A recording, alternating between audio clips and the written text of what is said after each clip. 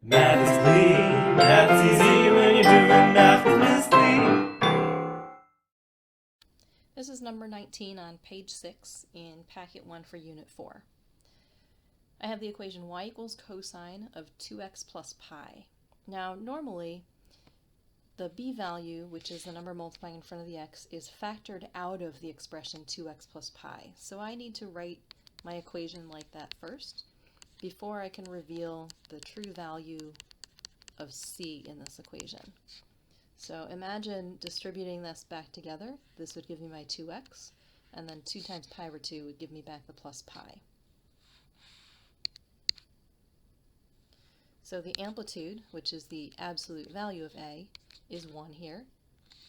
b equals 2, so 2 pi divided by 2 gives me a period of pi. The phase shift is c, and remember the formula has x minus c in it, so c is actually negative pi over 2.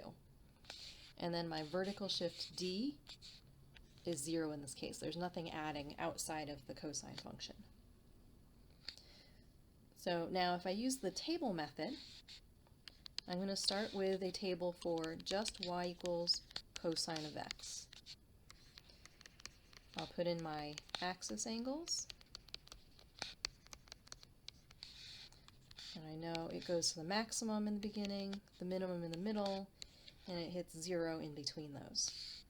So now, using the table method, all of the transformations are happening to x in this case, because all of the changes have been made inside the parentheses. So my y values are going to remain the same. My x values are going to make 2 changes.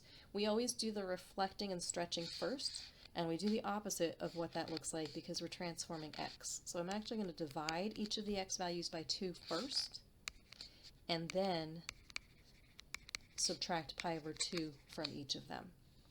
So if I do that, 0 divided by 2 doesn't change, but then subtracting pi over 2 will give me negative pi over 2. Pi over 2 divided by 2 is pi over 4, and then subtracting pi over 2 makes that negative pi over 4. Pi divided by 2 is pi over 2, and then subtracting pi over 2 is 0. 3 pi over 2 divided by 2 is 3 pi over 4, and then subtracting pi over 2 gives me pi over 4. And then 2 pi divided by 2 is pi, and then subtract pi over 2 to get pi over 2. So those would be the x values of my 5 key points. Now if I did this same thing using the averaging method,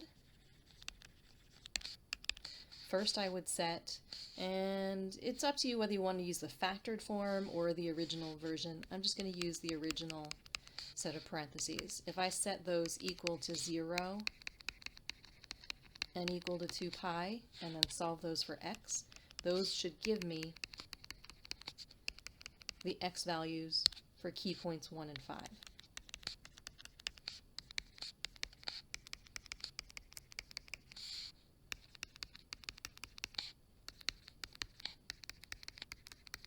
And notice that matches what I had before. So then to find key point number 3, I would average the negative pi over 2 and the pi over 2. To find key point number 2, I would average the x values that I got for key points 1 and 3. And then to find key point number 4, I would average what I got for key points 3 and 5. So those are the same x values that I had before. And then to graph, my highest values are going to happen at y equals 1, and my lowest at y equals negative 1. And I have a difference of pi over 4 between x values there. So each of those tick marks is going to represent pi over 4. And I'll just say x scale is pi over 4 instead of having to mess up my graph and draw all those in there. So then here's negative pi over 2, 1, negative pi over 4, 0, 0, negative 1, pi over 4, 0, and pi over 2, 1. And there's one cycle of the graph y equals cosine of 2x plus pi.